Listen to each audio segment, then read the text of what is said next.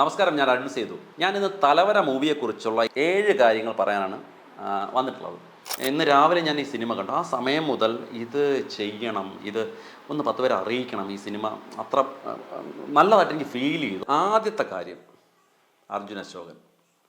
എന്ത് പെർഫോമൻസാണ് പുള്ളിയുടെ. കാര്യം ഞാൻ അടുത്ത കാലത്ത് അറ്റ് പ്രസൻറ്റ് ഇങ്ങനത്തെ ഒരു പെർഫോമൻസ് വേറെ ഒരു ആക്ടറിലും അടുത്ത കാലത്ത് കണ്ടിട്ടില്ല.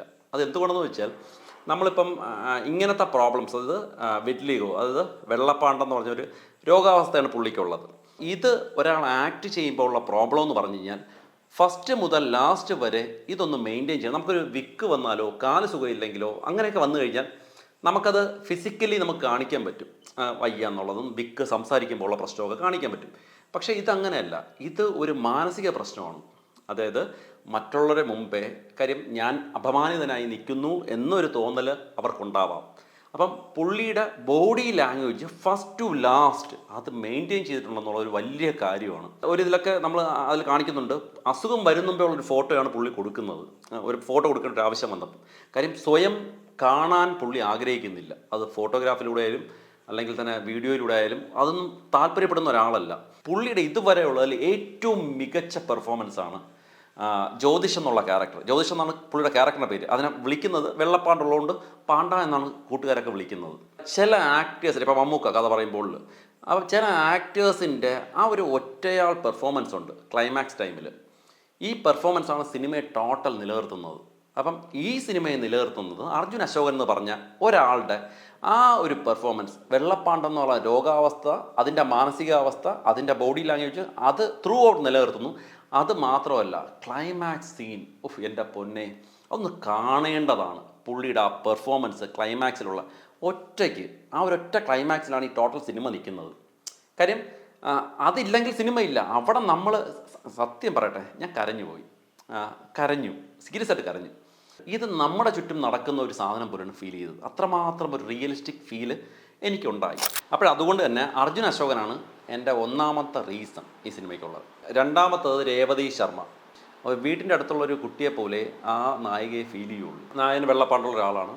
സോ നമ്മളെ നോർമൽ കൺസെപ്റ്റ് എന്ന് പറയുമ്പം ഇങ്ങനെയുള്ള ഒരാളിനെ ഒരു സുന്ദരിയായിട്ടുള്ളൊരു പെണ്ണ് ഇഷ്ടപ്പെടാൻ സാധ്യതയില്ല. പക്ഷേ ഈ നായിക ജ്യോതിഷ് എന്ന് പറഞ്ഞാൽ അർജുൻ അശോകനെ ഇഷ്ടപ്പെടുകയാണ്. ഇഷ്ടപ്പെട്ട് കഴിഞ്ഞ് ആദ്യമായിട്ട് പ്രപ്പോസ് ചെയ്യുന്നത് എങ്ങനെയെന്ന് അറിയാമോ? ഞാൻ വിട്ടിട്ട് പോയില്ല എന്നുള്ളതാണ്. ആ ഒരു ഡയലോഗ് വഴിയാണ് ആക്ച്വലി പ്രപ്പോസ് ചെയ്യുന്നത്. അത് ആരാണ് പ്രപ്പോസ് ചെയ്യുന്നത്? നായകനെ പ്രപ്പോസ് ചെയ്ത്, ഈ അസുഖമുള്ള നായകനെ. ഇതിൽ ത്രൂ ഔട്ട് നമുക്ക് റൊമാൻസ് അത് വളരെ രസകരമായിട്ട് വർക്ക് ചെയ്തിട്ടുണ്ട്. ഞാൻ അടുത്ത കാലത്തൊന്നും കണ്ടിട്ടില്ല കേട്ടോ, സീരിയസ് ആയിട്ട് പറയുന്നത്. ഞാൻ അടുത്ത കാലത്ത് മലയാള സിനിമയിൽ ഇത്രത്തോളം റൊമാൻസ് ഉള്ളൊരു സിനിമ കണ്ടിട്ടില്ല. രണ്ടുപേരും വരുമ്പം, സ്ക്രീനിൽ വരുമ്പോൾ ഒരു കെമിസ്ട്രി ഉണ്ട്. അതുപോലെ ഇവർ ആക്ട് ചെയ്യണമെന്ന് ഫീൽ ചെയ്യില്ല കേട്ടോ. അത്രമാത്രം ഒരു ബ്യൂട്ടിഫുൾ കെമിസ്ട്രിയാണ് ഇവർ തമ്മിലുള്ളത്.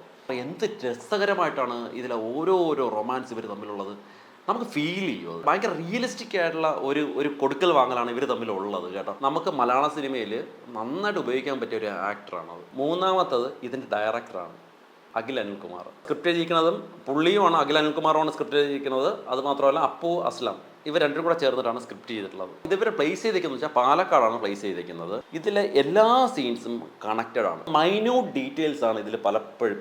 ഓരോ ചില മരണങ്ങളിലുണ്ട് മൈന്യൂട്ട് ഡീറ്റെയിൽസ് കൊടുത്തിട്ടുള്ളതുണ്ട്. വെൽ പാക്ഡ് ആയിട്ടുള്ള സ്ക്രിപ്റ്റാണ്. കാര്യം സ്ക്രിപ്റ്റ് നന്നായാൽ മാത്രമേ ടോട്ടലി ബാക്കിയുള്ള ആക്ടേഴ്സൊക്കെ പെർഫോം ചെയ്താലും അവരൊക്കെ മികച്ചതെന്ന് പറയാൻ പറ്റുള്ളൂ. കാര്യം ബേസിക് സാധനം, ബേസിക് സ്കെൽറ്റൺ എന്ന് പറഞ്ഞാൽ സ്ക്രിപ്റ്റാണ്. അതുപോലെ തന്നെ ഡയറക്ഷൻ ഈ ഞാൻ നേരത്തെ പറഞ്ഞതുപോലെ റൊമാൻസ് സീൻസൊക്കെ വളരെ രസകരമായിട്ട് വന്നിട്ടുണ്ട്. അതൊരു ഡയറക്ടറെ കോൺട്രിബ്യൂഷനും ഡയറക്ടറുടെ ബ്രില്യൻസുമാണ് ആ സാധനങ്ങളൊക്കെ.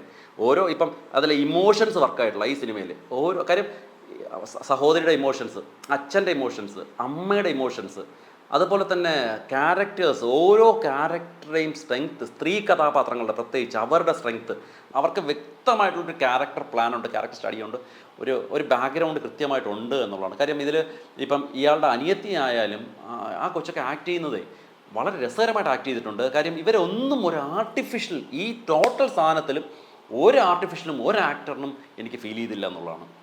എല്ലാവരും ബെസ്റ്റ് പെർഫോമൻസാണ് എല്ലാവരും ഇതിൽ ചെയ്തിട്ടുള്ളത്.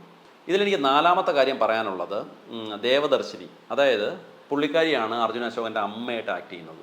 ഇവർ അർജുൻ അശോകൻ്റെ പറയുന്ന ഒരു കാര്യമുണ്ട്. കാര്യം അപ്പുറത്തുള്ളവരൊക്കെ കല്യാണം ആലോചിച്ച് വന്നപ്പം ഈ വീട്ടിൽ നിന്ന് രക്ഷപ്പെടാൻ വേണ്ടിയിട്ടാണ് ഞാൻ പുറത്തുള്ളത്, അത് ഗൾഫിലുള്ള ഒരാളിനെ കല്യാണം കഴിച്ചത്.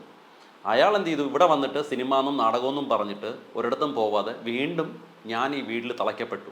കാര്യം ഇതിൻ്റെ ഒരു ഫ്രസ്ട്രേഷൻ ഉണ്ടല്ലോ, ജീവിതത്തിൽ ഒന്നും ആവാൻ പറ്റിയിട്ടില്ല, അവർ നോക്കുന്നത് മുഴുവൻ അപ്പുറവും ഇപ്പുറവും ഉള്ള ജീവിതമാണ്. അടുത്തത് അഞ്ചാമത്തത് അശോകൻ ചേട്ടനാണ്. നമ്മൾ അമരത്തിലെ അശോകൻ ചേട്ടൻ, തോമസ് ഊട്ടി വിട്ടോടാന്നൊക്കെ പറയുന്ന അശോകൻ ചേട്ടൻ.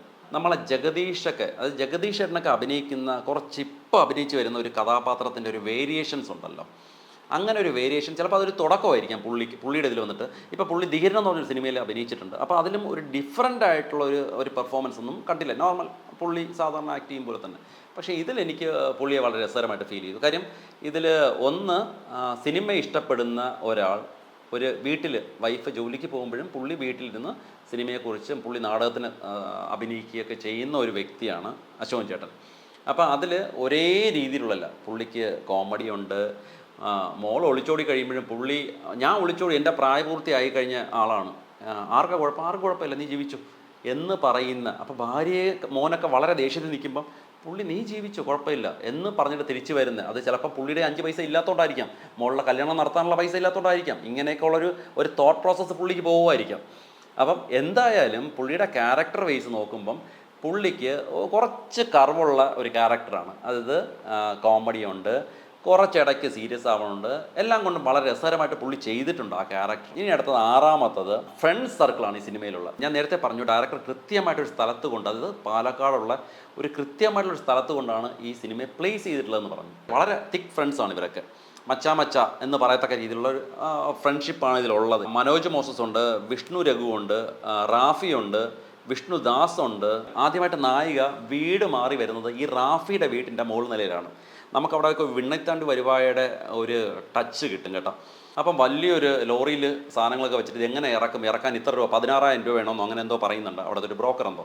അപ്പം റാഫി പറയും അതൊന്നും വേണ്ട, ഇറക്കാൻ നമ്മളുണ്ട് എന്നും പറഞ്ഞ് അങ്ങ് ഇറക്കാൻ തുടങ്ങും സാധനങ്ങൾ. ഈ ഇൻസിഡൻസ് കാണുമ്പോൾ എനിക്ക് പെട്ടെന്ന് തോന്നിയത്, നമ്മൾ ഇൻഹരിയർ എന്ന് പറഞ്ഞിട്ടുണ്ടല്ലോ, ഈ 4 സുഹൃത്തുക്കൾ ചേർന്ന് ആ ഒരു പെണ്ണിനെ വളയ്ക്കാൻ പെടുന്ന പാടുണ്ടല്ലോ. ടോട്ടലി ഒരു ഭയങ്കര ഫണ്ണായിട്ടുള്ള ഒരു മൂഡാണ് ഈ സുഹൃത്തുക്കൾ തമ്മിലുള്ളത്. ഈ ഫ്രണ്ട്സിനോടൊപ്പം പറയേണ്ട 2 ആക്ടേഴ്സും കൂടെ ഉണ്ട്. ഒന്ന് അർജുൻ അശോകൻ്റെ അളിയനായിട്ട് വരുന്ന ശരത് സഭ, പുള്ളിയുടെ വളരെ ഒരു ഇരുത്തം വന്ന ആക്ടിങ് ആയിട്ടാണ് എനിക്ക് ഫീൽ ചെയ്തത്. അവർ നല്ലൊരു ആ ക്യാരക്ടർ നന്നായിട്ട് പുള്ളി കൈകാര്യം ചെയ്തിട്ടുണ്ട്. രണ്ടാമത് നമ്മുടെ പ്രശാന്ത് മുരളി എന്ന് പറയുമ്പം എത്രയോ സിനിമയിൽ പ്രശാന്ത് മുരളി നല്ല നല്ല ക്യാരക്ടേഴ്സ് ചെയ്തിട്ടുണ്ട്. ഇതിൽ പുള്ളിക്കാരൻ ഒരു ഡയറക്ടറുടെ മകനായിട്ട് ഒരു ആക്ടറായിട്ട് ആണ് പുള്ളി ഇതിൽ ചെയ്തിട്ടുള്ളത്. അത് നല്ലൊരു പെർഫോമൻസ് ആയിരുന്നു. പുള്ളിയുടെ കുറച്ച് കോമഡിയും എല്ലാം കൂടെ ഒരു രസകരമുള്ള ഒരു ക്യാരക്ടറൈസേഷൻ ആയിരുന്നു. അത് പുള്ളി നന്നായിട്ട് ചെയ്തിട്ടുണ്ട് ആക്ച്വലി ഇതിൽ. അടുത്ത 7ാമത്തെ കാര്യം, എനിക്ക് 2 പേരെ കണക്ട് ചെയ്താണ് പറയാനുള്ളത്.